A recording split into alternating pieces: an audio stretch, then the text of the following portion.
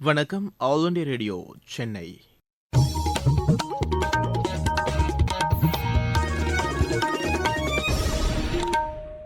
மாநிலச் செய்திகள் வாசிப்பவர் முகமது.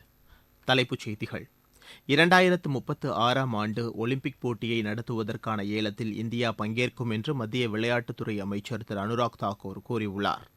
நாடு முழுவதும் 740 ஏகலைவா மாதிரி உண்டு உறைவிட பள்ளி விரைவில் செயல்பாட்டிற்கு வரும் என்று மத்திய பழங்குடியினர் நலத்துறை அமைச்சர் திரு அர்ஜுன் முண்டா தெரிவித்துள்ளார். தென் மாவட்டங்களில் மழை வெள்ளத்தால் பாதிக்கப்பட்ட பகுதிகளில் மீட்புப் பணிகள் முழுவீச்சில் மேற்கொள்ளப்பட்டு வருவதாக முதலமைச்சர் திரு மு க ஸ்டாலின் கூறியுள்ளார்.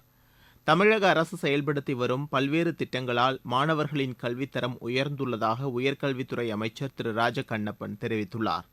தேசிய மகளிர் குத்துச்சண்டை சாம்பியன் போட்டியின் முதல் சுற்றில் தமிழகத்தின் கலைவாணி வெற்றி பெற்று அடுத்த சுற்றுக்கு முன்னேறியுள்ளார்.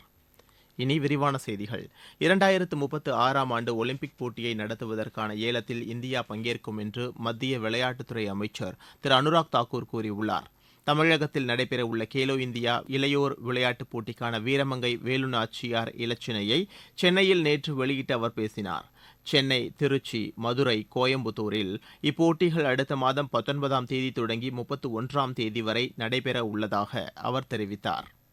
பிரதமர் திரு நரேந்திர மோடி தலைமையின் கீழ் இந்தியா விளையாட்டுத் துறையில் சிறப்பாக முன்னேறி வருவதாகவும் ஒலிம்பிக் போட்டியில் இந்தியா சிறப்பாக செயல்பட்டதே இதற்கு சான்று என்றும் அவர் குறிப்பிட்டார்.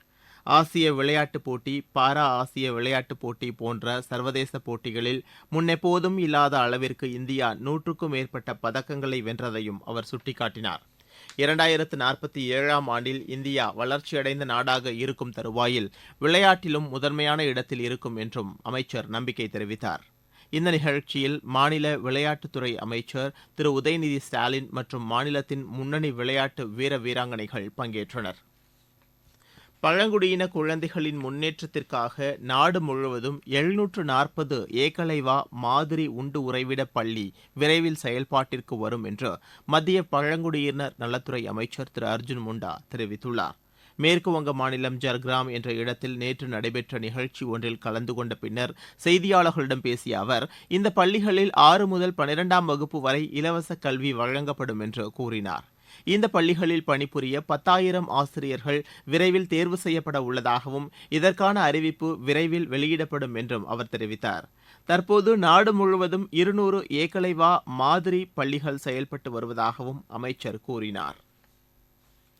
சென்னை, செங்கல்பட்டு, திருவள்ளூர், காஞ்சிபுரம் மாவட்டங்களில் மழை வெள்ளத்தால் பாதிக்கப்பட்டவர்களுக்கு 6,000 ரூபாய் நிவாரண உதவி வழங்கும் பணிகள் 98% நிறைவடைந்துள்ளதாக முதலமைச்சர் திரு மு க ஸ்டாலின் கூறியுள்ளார். நேற்று சென்னையில் நடைபெற்ற கிறிஸ்துமஸ் பெருவிழாவில் கலந்து கொண்டு அவர் பேசினார். தென் மாவட்டங்களில் மழை வெள்ளத்தால் பாதிக்கப்பட்ட பகுதிகளில் மீட்புப் பணிகள் முழுவீச்சில் மேற்கொள்ளப்பட்டு வருவதாக அவர் தெரிவித்தார். அமைச்சர்கள் மற்றும் அதிகாரிகள் இப்பணிகளை மேற்கொண்டு வருவதாகவும் முதலமைச்சர் கூறினார். பள்ளிக் கல்வித்துறையில் தமிழக அரசு செயல்படுத்தி வரும் பல்வேறு திட்டங்களால் மாணவர்களின் கல்வித்தரம் உயர்ந்துள்ளதாக உயர்கல்வித்துறை அமைச்சர் திரு ராஜ கண்ணப்பன் தெரிவித்துள்ளார். முதுகுளத்தூர் அருகே உள்ள பெருநாழி கிராமத்தில் உள்ள அரசு உதவி பெறும் பள்ளியில் மாணவர்களுக்கு விலையில்லா மிதிவண்டிகளை நேற்று வழங்கி பேசிய அவர், அரசு திட்டங்களை மாணவர்கள் நன்கு பயன்படுத்திக் கொண்டு தனக்கும் தாம் பயின்ற பள்ளிக்கும் பெருமையை சேர்க்க வேண்டும் என்று கேட்டுக் கொண்டார். நீங்கள் கேட்டுக்கொண்டிருப்பது ஆல் இண்டியா ரேடியோவின் மாநில செய்தி அறிக்கை.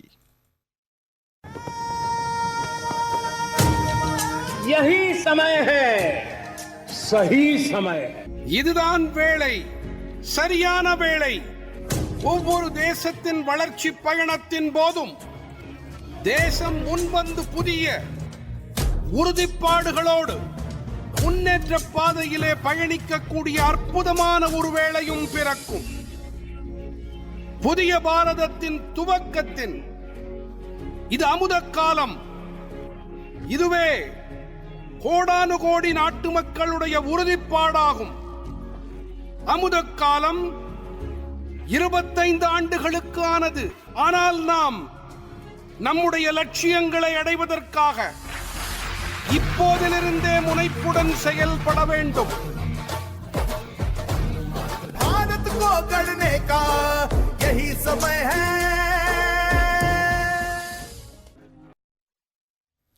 வெள்ளத்தால் பாதிக்கப்பட்ட தூத்துக்குடி மாவட்டத்தில் மக்களின் இயல்பு வாழ்க்கையை மீட்டெடுக்க மாநில அரசு நிவாரணப் பணிகளை தீவிரப்படுத்த வேண்டும் என்று மார்க்சிஸ்ட் கம்யூனிஸ்ட் கட்சியின் மாநில செயலாளர் திரு கே பாலகிருஷ்ணன் கேட்டுக் கொண்டுள்ளார். நேற்று அம்மாவட்டத்தில் வெள்ளத்தால் பாதிக்கப்பட்ட பகுதிகளை பார்வையிட்ட பின்னர் செய்தியாளர்களிடம் பேசிய அவர், பல இடங்களில் மின்சார கட்டுமானம் கடுமையாக சேதமடைந்துள்ளதாக கூறினார்.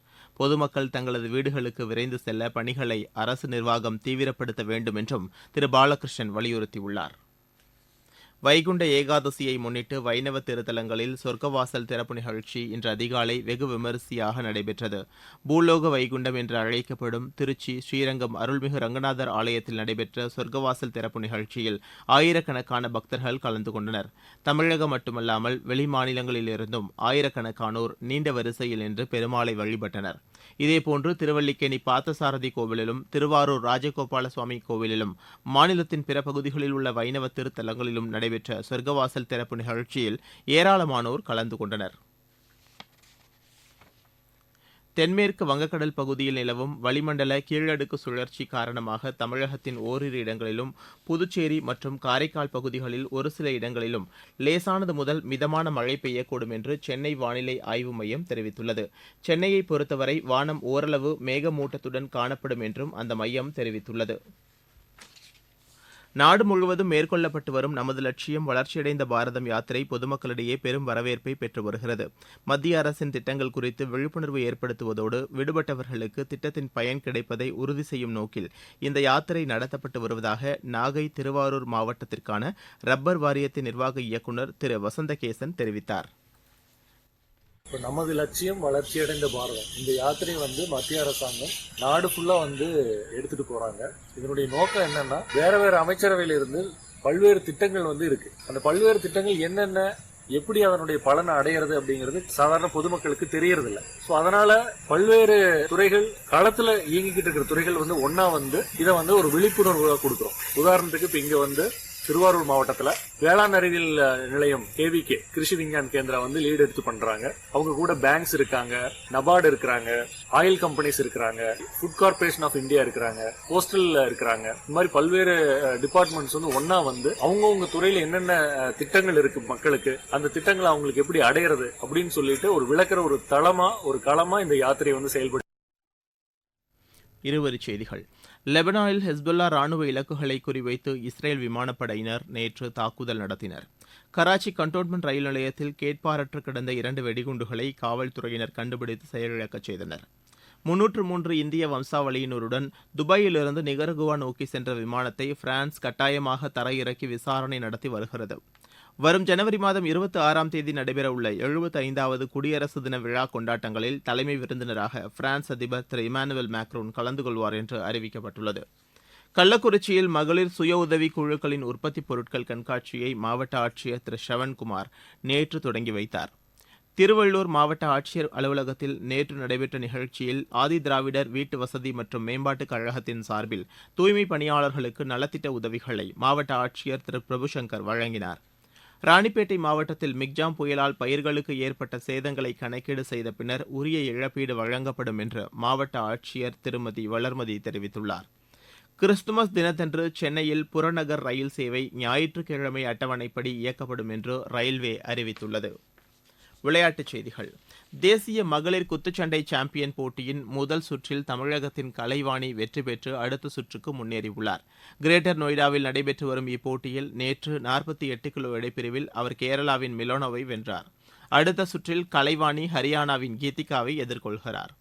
ISL கால்பந்து போட்டியில் ஈஸ்ட் பெங்கால் ஒடிசா அணிகளுக்கிடையே நேற்று நடைபெற்ற ஆட்டம் கோல் எதுவுமின்றி சமனில் முடிவடைந்தது. இன்று இரவு 8 மணிக்கு நடைபெறவுள்ள ஆட்டத்தில் மோகன் பகான் அணி கோவா அணியை எதிர்கொள்கின்றது. மீண்டும் தலைப்புச் செய்திகள். 2036ஆம் ஆண்டு ஒலிம்பிக் போட்டியை நடத்துவதற்கான ஏலத்தில் இந்தியா பங்கேற்கும் என்று மத்திய விளையாட்டுத்துறை அமைச்சர் திரு அனுராக் தாக்கூர் கூறியுள்ளார். நாடு முழுவதும் 740 ஏகலைவா மாதிரி உண்டு உறைவிட பள்ளி விரைவில் செயல்பாட்டிற்கு வரும் என்று மத்திய பழங்குடியினர் நலத்துறை அமைச்சர் திரு அர்ஜுன் முண்டா தெரிவித்துள்ளார்.